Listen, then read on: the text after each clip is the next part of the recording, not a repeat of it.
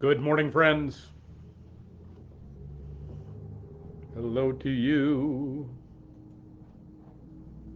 Hope you're having a good day.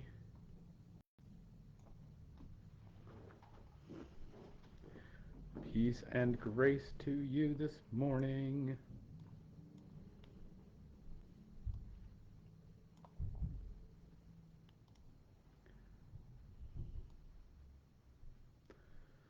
Good morning.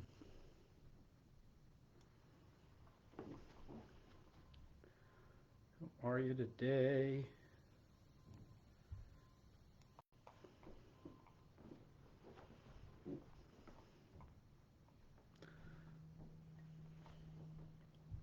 We'll mug up this morning. Hey, John, good morning to you.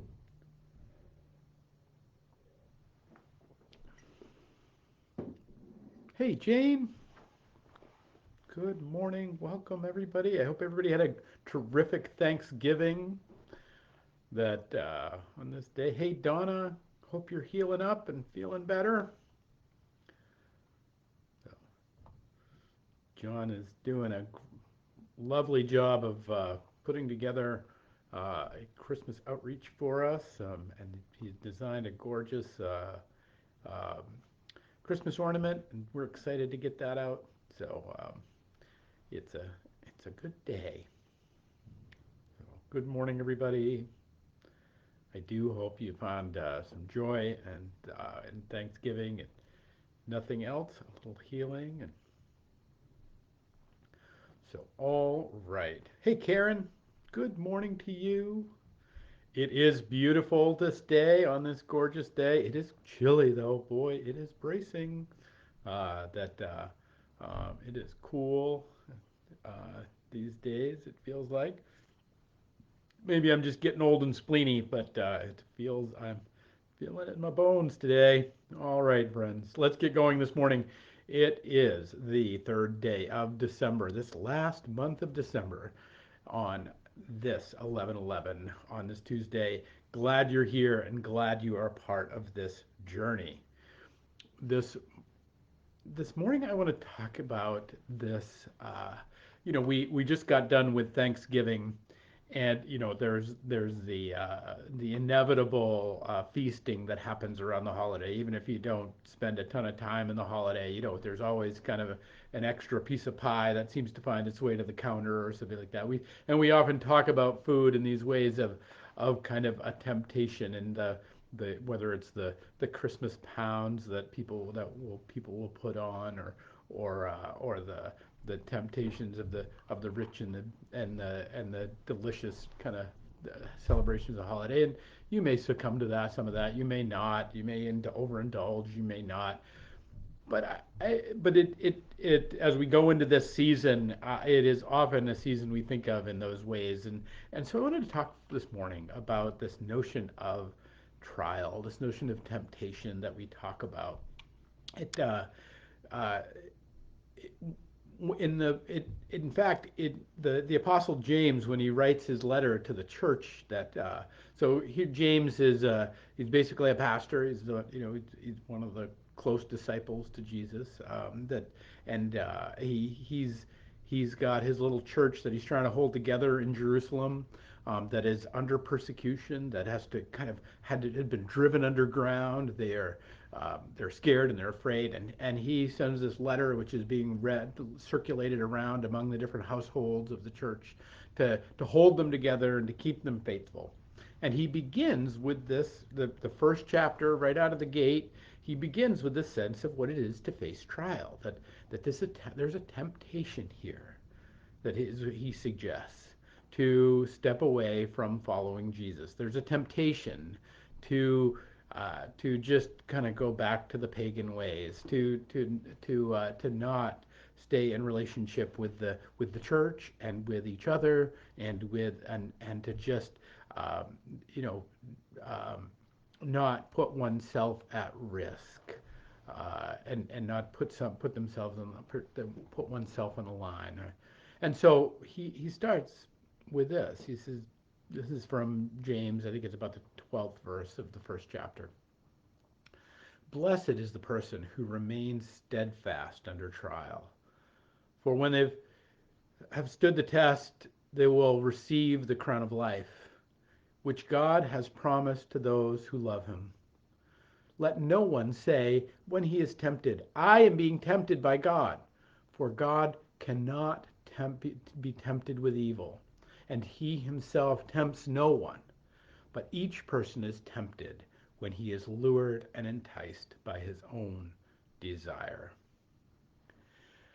I think in many ways this is one of the most important things we can first understand about this notion of what it is to be drawn away from the true and the good and the beautiful of our life, to be drawn away from the path that Christ would lay out for us that invites us into higher and more wonderful and more beautiful things.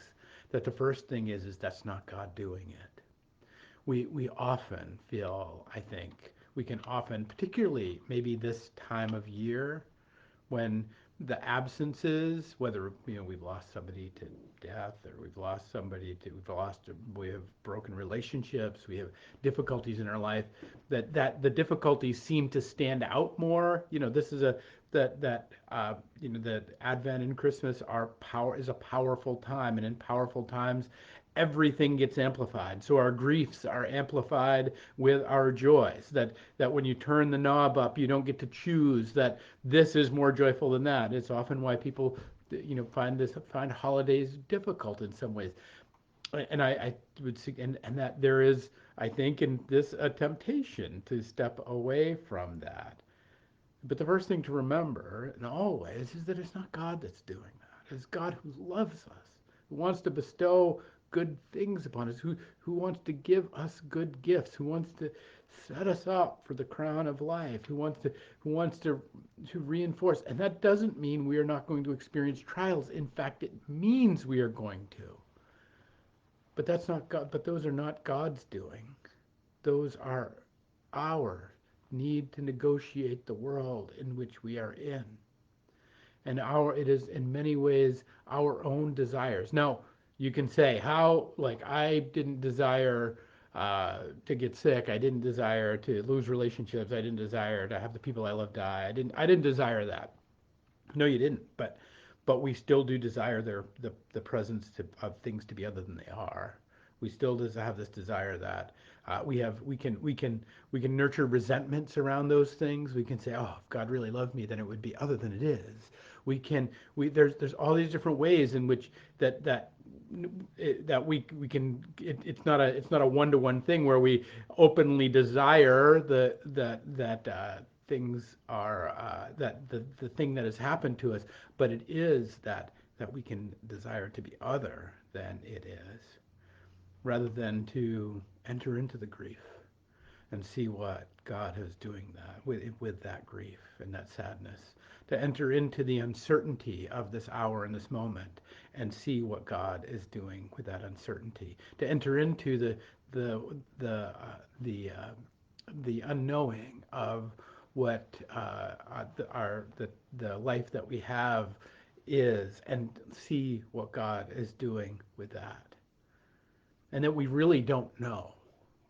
We really don't know, because and that often what we are tempted to is to try and just run it ourselves, to be to feel like we have to be the one at the wheel. We have to be the one that reconciles all the brokenness. We need to be the one that builds up the things that get pushed over. And I'm not saying there isn't work for us to do in the building of the kingdom, but that our desires are often not that they're not that kind of, should I have another piece of cake or another piece of pie, or should I overindulge, or should I, but it is more this, or should I indulge my resentment, or should I indulge my grief, or should I indulge my loss, or should I indulge my self-centeredness, or should I indulge my all these other, but it's not just indulgence. It is that is really the temptation. It's not just the desire to enter into those things that maybe we can hide from ourselves and from God and from each other in them. It's not just that. It's the opportunity cost that really becomes the thing. When we understand that we are not being tempted by God, but we understand that God wants to give us all good gifts and all good things, that we really don't know how good it could be. We really don't know what blessings are on the other side of not deadening our soul, deadening our life with distraction. We are in a temptation time. I've said this before, but I keep coming back to it because I think it's just so important for us to say that I think the Orthodox say, and I think they're right, that the spirit of this age, the sin of this age, is that of akadia, that of sloth. And what that means is not that everybody's lazy, but it is inattentiveness to the things that really matter. That we can binge watch Netflix series, that we can scroll on our phones, that we can eat all the things that we want to eat. We can be distracted from the things that actually matter with our life. That we can be on opposite ends of a couch and simply be facing towards a screen and never truly connect with the people that are next to us, or we can be in church and we can not build the relationships around us or in us and simply be distracted. Even doing the right things, we can be there and we cannot even be present in them. And that we are in an age of distraction. And when we come to this season, it gets even more so, right? There's all the bright and shiny. There's all the things that we could do. There's all the stuff that we could distract ourselves with. And what we miss out on, and what James is telling us, is that we miss out on what could be when we enter into the distractionness, because we're not being tempted by God. We're being kind of lured by our own little, attraction to the shiny. And this isn't to beat anybody up, because I live in this as much as anyone. And so I want to leave us today with this quote from C.S. Lewis, who talks about this as I think in one of the most beautiful of ways. You see, Lewis comes to faith as an adult. He comes to this, and he comes to it as a single man. He comes to it with not finding love until late in life. He comes to it with kind of really an encounter with the way that life might otherwise be. And he comes to understand that what Jesus really offers us in this, what Jesus' way of moving through this world really offers us, is the way into the high country of how beautiful life might be and how real life might be. Everything on our screens, it's not real. Everything that's in the stories that we make up in our minds about what that person's doing or what that person's doing or what we think's going on over there or what's happening politically or whatever, we're making up stories in our minds. The stories that we make up in our minds, they're not real. They're all temptations, and they're not from God. They're not placed in our way to see if we can be tripped up by the one who loves us, because the one who loves us isn't trying to trip us up.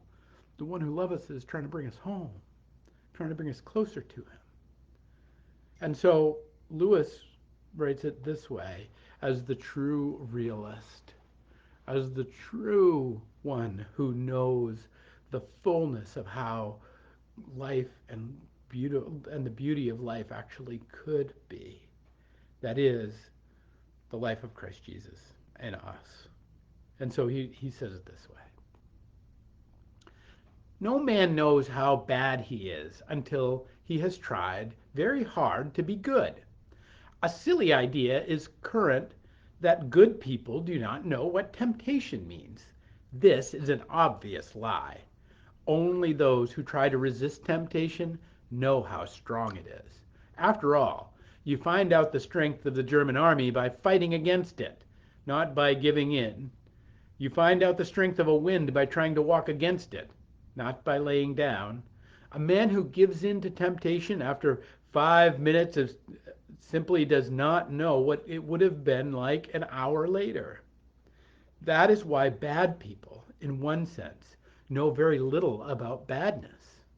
They have lived a sheltered life by always giving in. We never find out the strength of the evil impulse inside us until we try to fight it.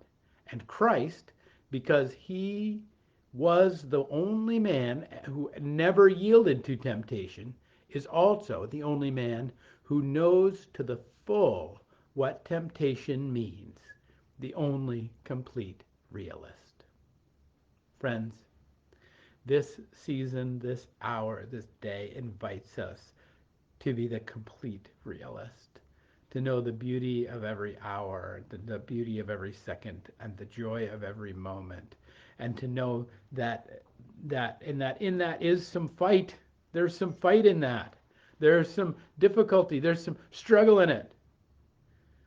But it is this invitation to peace, and peace that surpasses all understanding. It is an invitation to what in our struggles may be gifted us and granted us on the other side of them. So it is my encouragement these days that that the Lord's peace may be with you in this season. As the great Thomas Merton said, we are not at peace with others because we are not at peace with ourselves. And we are not at peace with ourselves because we are not at peace with God. Be at peace with God, friends, and let all of these shiny things, all of these temptations, all of these griefs and wonders and difficulties and challenges and worries and self-indulgences and all these things out there that would try to take us away from that, let them fall away, and that in that you may know the crown of life. Peace and grace to you, my friends, and we'll pick it up tomorrow with another 11:11.